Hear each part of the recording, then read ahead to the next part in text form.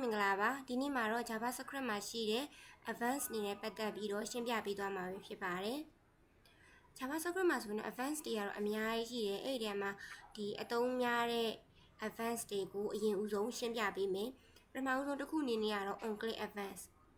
ဒီ on-click advanced ကတော့တော်တော်များများကရင်းနှီးပြီးသားပဲဖြစ်တယ်ဒီမှာဥပမာလေးတစ်ခုပြထားတယ်ဒီ button ဆိုတဲ့ဒါ HTML element လေးပေါ့နော်သူပြောထားတာက user ကတဲ့ HTML element တစ်ခုကို click လိုက်တဲ့အချိန်မှာတဲ့အမှားတို့ကတကယ်လို့ HTML file တစ်ခုမှာဆိုရင် document တစ်ခုမှာဒီလို button ဆိုပြီးတော့ click ဆိုပြီးတော့ဒီလိုမျိုးလေးရေးခဲ့တာဆိုရင်အမှားဒီပုံစံလေးပေါ်လိမ့်မယ် button ကလေဒီမှာတော့အမှားတော့မြင်တာလို့ background color ကြီးထည့်ထားပါတော့ဒီ button လေးဆိုရင်ဒါလေးကိုဒီလို click လိုက်ပြီဆိုတာနဲ့ဒါဆို click event ဝင်သွားတာเนาะအဲ့လို click လိုက်ပြီဆိုတာနဲ့သူကဒီ on-click advanced လို့ခေါ် on-click event ဝင်တာအဲ့လို click လိုက်တဲ့အချိန်မှာအမှားတို့ကတစ်ခုခုပြချင်တာတို့တစ်ခုခု page တစ်ခုခုကိုညွှန်းချင်တာတို့အခြားပုံလေးတွေပေါ်ချင်တာတို့အဲ့လိုမျိုးอ่ะဆိုလို့ရှိရင်ဒီ button ဆိုတဲ့ဒီ HTML element နဲ့မှာ on click ဆိုတဲ့ဒီ on click ဆိုတဲ့ဒီ event name လေးကိုရေးပြီးတော့အဲ့ထဲမှာအမှားတို့ဖြစ်ချင်တဲ့ဥစ္စာတွေကိုထည့်ပြီးတော့ကုတ်တွေကိုထည့်ပြီးတော့ရေးရတာ JavaScript ကုတ်တွေကိုဒါကတော့ on click event button လေးမှာအများဆုံးသုံးတယ် on click event ကိုကြတော့တကယ်တော့ဒီ on click event က button နေမှမဟုတ် HTML element တိုင်းလိုမှာထည့်လို့ရတယ်ဥပမာ DMV မှာထည့်ချင်တယ်လား P မှာထည့်ချင်တယ်လားဒါမှမဟုတ် H tag တွေမှာထည့်ချင်တာဒီ HTML element ဒီတော်တော်များများမှာထည့်လို့ရတယ်အကုန်လုံးဒီဘက်မှာထည့်လို့ရတယ်ပေါ့နော်ဒီ on click event ကနောက်တစ်ခု on chain advance ကိုကြတော့ဘယ်နေရာမှာသုံးလဲဆိုရင်အမတို့ form လေးတွေဖြည့်တဲ့အခါမှာဖြည့်အမဒီမှာဥပမာတစ်ခုပြထားတယ်မြင်ရလားမသိဘူး Google မှာအမတို့ရှာကြရလေ search နဲ့တစ်ခုခုကိုရှာခြင်းတဲ့အချိန်မှာ typing ရိုက်တယ်မလားအဲ့ဒီအချိန်မှာရိုက်စာသားလေးတွေရိုက်တဲ့အချိန်မှာချိန်သွားတာကို on chain advance လို့ခေါ်တယ်နော်နောက်တစ်ခု on mouse over advance ဆိုတာကတော့အမတို့ကဒီ mouse ကိုမလွတ်လိုက်သေးဘူးပေါ့နော် mouse ကိုကင်ထားရင်တက်လက်နေဒီလိုမျိုးလေးအပေါ်လေးမှာလေးအမတို့ mouse ပေါ်လေးမှာလေးတင်ထားတဲ့အချိန်လေးကိုပြောတာဒီ button ဆိုရင် button လေးပေါ်မှာပေါ့နော်အဲ့လိုတင်ထားတဲ့အချိန်ကိုကျတော့ mouse over လို့ခေါ်တယ်အခုဒီမှာဆိုရင်အမ click ဆိုတဲ့ပုံမှာ click လည်းမနှိပ်ဘူးနော်ဒီလိုမျိုးလေးပဲ mouse ကိုလည်းမလွတ်လိုက်ဘူးဒီလိုမျိုးလေးပဲတင်ထားတဲ့အချိန်ဒါက mouse over advance လို့ခေါ်တယ်ဥမာပြင်ပြောမယ်ဆိုလို့ရှိရင်ဒီ website ဒီမှာဆိုလို့ရှိရင်တော့သိပါလိမ့်မယ် button တွေဆိုလို့ရှိရင်အမတို့ထည့်လိုက်ပြီဆိုတာနဲ့share လေးတွေထည့်တာတို့ဘာလို့ရှိရလေအမတစ်ချက်ပြပေးမယ်ဥမာဒီမှာဆိုရင်တွေ့လိမ့်မယ်ချိန်သွားတာပေါ့နော်ဒီမှာဆိုရင်တွေ့လိမ့်မယ်အမ mouse ကလေးကိုတင်လိုက်တဲ့နဲ့ဒီ view အောက်မှာဆိုလို့ရှိရင်အကြောင်းလေးပေါ်လာတာလေဒီလိုလေးဆိုရင်ဒါ mouse over လောက်လိုက်တာဒီမှာဆိုအရေးကလေးပေါ်လာတာတွေတွေ့လိမ့်မယ်ဒါလေးတွေကဒါ mouse over သူက advance မှာသူကထည့်ပေးထားတာပေါ့နော် over ဘက်မှာထည့်ပေးထားတာ over လို့ခေါ်ရယ်နော်သူ့ကိုကဲနောက်ထပ်တစ်ခုအနေနဲ့ပြောရမယ်ဆိုရင်တော့ mouse out advance ဆိုတာကျတော့ဗာလဲဆိုရင်သူက user ကဒီ mouse ကိုဒီ HTML element အဝေးကိုမှုရွှေ့လိုက်တာအမအခုဒီ on click ပေါ်မှာအပြာလေးရှိရ on click ရဲ့ background color အပြာလေးအမဒီမှာ mouse over တင်လိုက်တဲ့အချိန်မှာသူကအစိမ်းရောင်လေးပြောင်းတာဖြစ်မယ်အနီရောင်လေးပြောင်းသွားဖြစ်မယ်အဲ့ဒါမှအမဒီ on click ပေါ်မှာမဟုတ်ဘဲနဲ့အမ mouse ကိုအခြားနေရာကိုရွှေ့လိုက်တယ်ဒီမှာဆိုများလေးတွေ့မယ်နော် pointer လေးဒါလေးကိုအမအခြားနေရာကိုရွှေ့လိုက်တယ်ဒီ pattern ပေါ်မှာအခြားနေရာရွှေ့လိုက်တယ်ဆိုရင်ဒါ mouse out ဖြစ်သွားတယ်အဝေးကိုရွှေ့လိုက်တဲ့ကြောင့်မို့ဒါကို mouse out လို့ခေါ်တယ်နောက်တစ်ခု on key down ဆိုတာကြတော့အမတို့က keyboard ပေါ်မှာရှိတဲ့ key တွေကိုသုံးကျင်တဲ့အချိန်မျိုးမှာဥပမာဒီ keyboard မှာဆိုလို့ရှိရင်အမတို့ဒီ enter တို့ဒီကဏန်းလေးရှိရပြီးရင်character တွေရှိဒီ alphabet လေးတွေပေါ်မှာ key တစ်ခုခုကိုဖိလိုက်ပြီးဆိုတာ ਨੇ ဒါ on key down advance ကိုရတယ်เนาะဒီ on လုံးဆိုတဲ့ advance ကကြတော့ဗာလဲဆိုလို့ရှိရင် browser ကအမတို့ website တစ်ခုခုကိုဟိုတွားပြီးဆိုလို့ရှိရင် browser မှာ load တယ်လေသူကချက်ချင်းတော့တန်းမပေါ်ဘူးသူတို့ရဲ့ API အနောက်မှာအမတို့မမြင်ရတယ်အနောက်မှာ backend ကို API call တွေခေါ်မယ်ဒီ user ရဲ့data တွေ set state တွေလုပ်မယ်အဲ့လိုမျိုးအချိန်မှာဆိုသူက load လေးပြထားတာမျိုးတွေတွေ့ဘူးလိမ့်မယ်အဲ့ဒီ load လေးပြီးသွားတဲ့အချိန်မှာခေါ်တဲ့ event ကိုကြတော့ on load event လို့ခေါ်တယ်နော်ဒီ key down နဲ့ပတ်သက်ပြီးဆိုလို့ပြောရမယ်ဆိုရင်သူက keyboard ကိုသုံးတယ်ဆိုလို့ရှိရင်လည်းအခြား key တွေရှိတယ် key up တို့ key press တို့ပေါ့နော်အများကြီးရှိတယ်နော်ဒီ mouse over advance ဆိုလို့ရှိရင်လည်းအခြား mouse move တို့နောက်တစ်ခု mouse leave တို့အဲ့လိုမျိုးတွေလည်း on mouse leave လို့အဲ့လိုမျိုးတွေအများကြီးရှိပါတယ်ဒါကတော့အသုံးများတဲ့ advance နေပေါ့နော်အဲ့တော့ခါကျတော့အမတို့ကဒီကုတ်ထဲမှာဒီ on click တို့ on chain တို့ဒီဟာလေးတွေကို စမ်းပြပေးမယ်ဒါဆိုရင်ကုတ်ဒီကိုဆက်ကြည့်ကြမယ် Angular Advanced ကိုစမ်းဖို့အတွက်ဒီရှိနေပြီးသားဖြစ်တဲ့ဒီ JavaScript class ကိုတုံးထားရတဲ့HTML file document ကိုလည်းတုံးလိုက်ပါမယ်ပထမဆုံးရန်ကြည့်မယ် test.java class name ဒီမှာဆိုရင်တော့တန်းပြီးတော့အပြရပြောင်းသွားတယ်ဒီ code အဲ့ရဆိုလို့ရှိရင်တော့ပထမဦးဆုံးဒီ H1 တို့ H2 H3 တွေရဆိုလို့ရှိရင်အနီရောင်ဖြစ်တယ်နောက်တော့ JavaScript မှာအပြရောင်ပြောင်းမှုထည့်ထားတဲ့အခါကျတော့အပြရောင်ပြောင်းသွားတယ်ဒီမှာဆိုရင်အနီကတော့ effect မဖြစ်နိုင်ဘူးအဲ့တော့ပထမဆုံးအနီပြပြီးတော့ button လေးကို click တဲ့အချိန်မှာအပြရောင်ပြောင်းမှုအတွက်ဒီ Angular function နဲ့သုံးပြီးတော့အရေးကြီးကြမယ်ပထမဆုံးဒီ button ဆိုတဲ့ HTML element တစ်ခုကိုစပြီးတော့ထည့်လိုက်မယ် button name ကိုဒီ button ရဲ့အဖွင့်ပိတ်ကြားထဲမှာရေးရပါတယ် chain blue color ဆိုပြီးတော့ button name ကိုပေးလိုက်မယ်အဲ့တော့ဒါကိုအရင်ဦးဆုံးတစ်ခေါက်ထပ်ပြီးတော့ပြန်လည်ကြည့်မယ်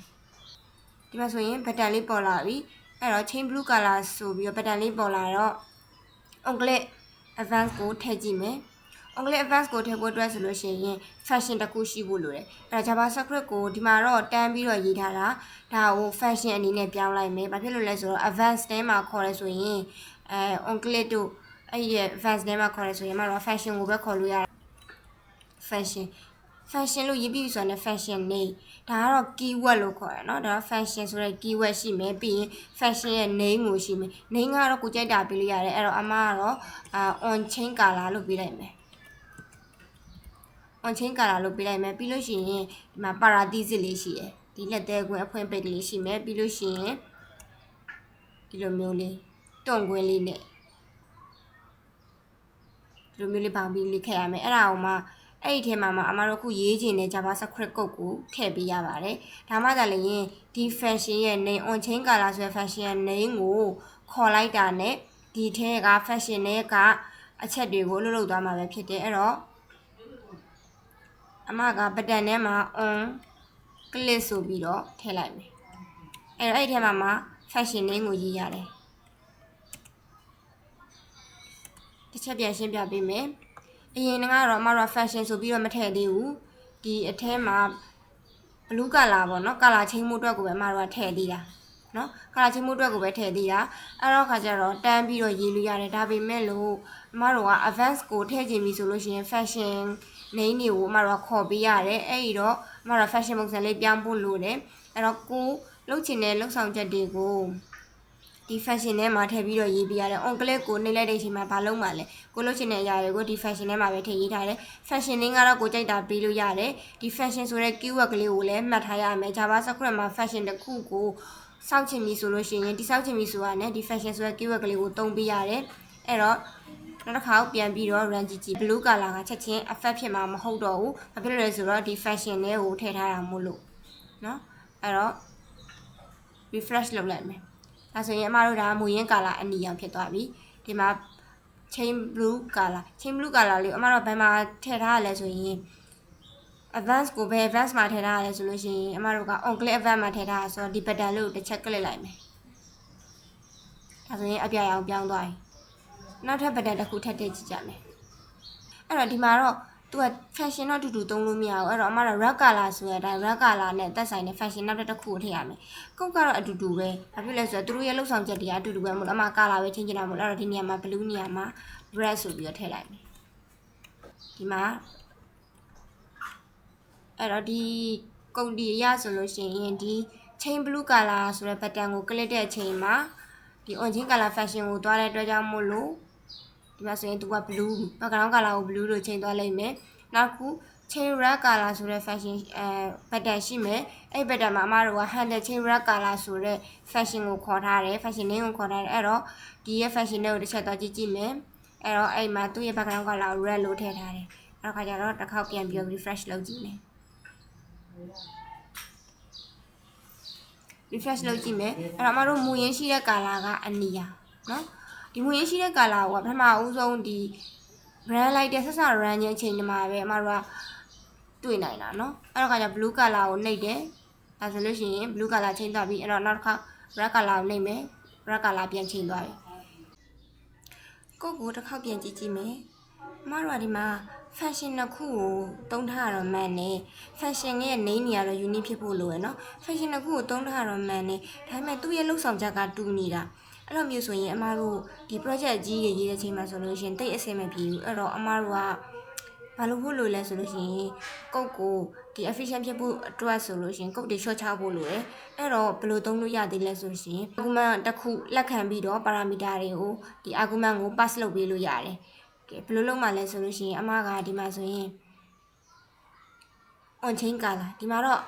paradise ကအလွတ်ကြီးပဲเนาะဒီ white ကွင်းလေးကအလွတ်ပဲဖြစ်တယ်အဲ့တော့အဲ့ထဲမှာအမ color ကိုလက်ခံလိုက်မယ်ဘာဖြစ်လို့လဲဆိုတော့အမတို့ချင်းကျင်တာက color ကြီးပဲမို့လို့เนาะအဲ့တော့ color ကိုလက်ခံလိုက်မယ်အဲ့တော့ color နေရာမှာ color ကိုဒီ blue color နေရာမှာဒီ dynamic ဝင်မဲ့ဒီ color ကိုထည့်တယ်လို့ယူဆလိုက်မယ်အဲ့တော့ခါကျအမကဒီ on chain color ခေါ်ထားတာကဒီ pattern မှာ chain blue color အဲ့တော့ဒီ chain blue color မှာဆိုလို့ရှိရင်ပုံမှန်ဆိုတော့အမတို့ကတော့ဒီဒါပဲကုန်းနေကြီးရပါတော့ဒါပေမဲ့ तू ကဒါပဲကုန်းအချင်းချင်းကြလို့ရှိရင်တိတ်အစင်မပြေဘူးအဲ့တော့ခါကျအမကဒီမှာစင်ကကုန်းနဲ့ရေးဖို့လိုတယ်စင်ကကုန်းနဲ့ရေးလိုက်မယ်အဲ့တော့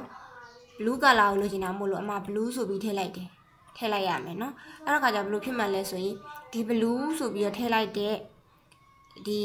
argument လေးက तू ကဒီ color ဆိုတဲ့အထက်ကိုရောက်လာမှာဒီ color ဆိုတဲ့အထက်ကိုရောက်လာပြီဆိုရင်အမတို့ဒီ color ကိုဒီရဲ့ background color ဆိုတဲ့အထက်ကိုထည့်ဖို့သုံးလိုက်ရတာသူကဒီလိုအဆင့်ဆင့်လာဒီ blue ကနေပြီးတော့ဒီ color ဆိုတဲ့ variable တွေရောက်လာတယ်အမတို့ဒီ variable ကိုမှ background color အနေနဲ့ပြန်ပြီးတော့သုံးတယ်။နော်ဒါကအမတို့ dynamic ဖြစ်အောင်သုံးလိုက်တဲ့သဘောမျိုး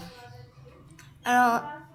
ဒီမှာလည်းအတူတူပဲအဲ့တော့ color ကိုချင်းလို့ရသွားပြီဆိုအမတို့ဒီ fashion ကြီးကိုမလိုတော့ဒီအနီရောင်ချင်းတဲ့ fashion ကြီးကိုမလိုတော့အဲ့တော့ခါကျတော့အမကဒီဟာကြီးကိုဖြတ်လိုက်လို့ရပြီ။အဲ့တော့သူ့နေရာမှာဘာပဲသုံးလိုက်လို့ရလဲဆိုရင်ဒီ on chain color ကိုပဲသုံးလိုက်လို့ရတယ်။ဒါပေမဲ့ဒီ on chain color က parameter လက်ခံတဲ့အတွက်ကြောင့်မို့လို့ဒါကို argument လို့လည်းခေါ်တယ် parameter လို့လည်းခေါ်တယ် parameter လက်ခံတဲ့အတွက်ကြောင့်မို့လို့ဒီထဲကိုအမကဒီ red ဆိုတော့ red ဆိုပြီးတော့ pass လုပ်ပေးလိုက်လို့ရပြီ။ဒါဆိုရင်နောက်ထပ် pattern တွေနောက်ထပ်ဘယ်နှခုပဲထပ်တဲ့ကြိုက်တဲ့လောက်ထက်တဲ့အမတို့ကနောက်ထပ် fashion တစ်ခုအစ်စ်ထည့်ရေးစရာမလိုတော့ဘူးဒီမှာဆိုရင်အမက purple ဆိုပြီးတော့လည်းထည့်လိုက်မယ်။ဒါဆိုရင် purple color လို့ထည့်လိုက်မယ်နော်။ပပယ်ဆိုပြီးတော့ထည့်လိုက်မယ်အဲ့တော့ခါကျတော့ဒါဆိုရင် fashion တစ်ခုတည်းပဲဖြစ်သွားပြီဒါကုတ်ကပို့ပြီးတော့ save ဖြစ်တယ်အဲ့တော့တစ်ချက်ပြန်ပြီးတော့ run ကြည့်မယ်အခုမှကဘတ်တန်3ခုထည့်လိုက်တယ် chain blue color ကိုနှိပ်တယ် blue color ပြောင်းသွားတယ် red color နှိပ်တယ် red color ပြောင်းသွားတယ် purple color ကိုနှိပ်တယ် purple color ပြောင်းသွားတယ်ဒါဆိုလို့ရှိရင်ကုတ်ကပို့ပြီးတော့ efficient ဖြစ်သွားပြီအမတို့ကတူညီတဲ့ fashion တွေပေါ့နော်တူညီတဲ့လှုပ်ဆောင်ချက်တွေကိုလှုပ်ချင်တဲ့အချိန်မျိုးမှာဆိုလို့ရှိရင်အမတို့ကဒီပုံစံမျိုးเนาะ parameter လေးဒါမှမဟုတ်ရင် argument လေး pass လုပ်ပြီးတော့သုံးလို့ရပါတယ်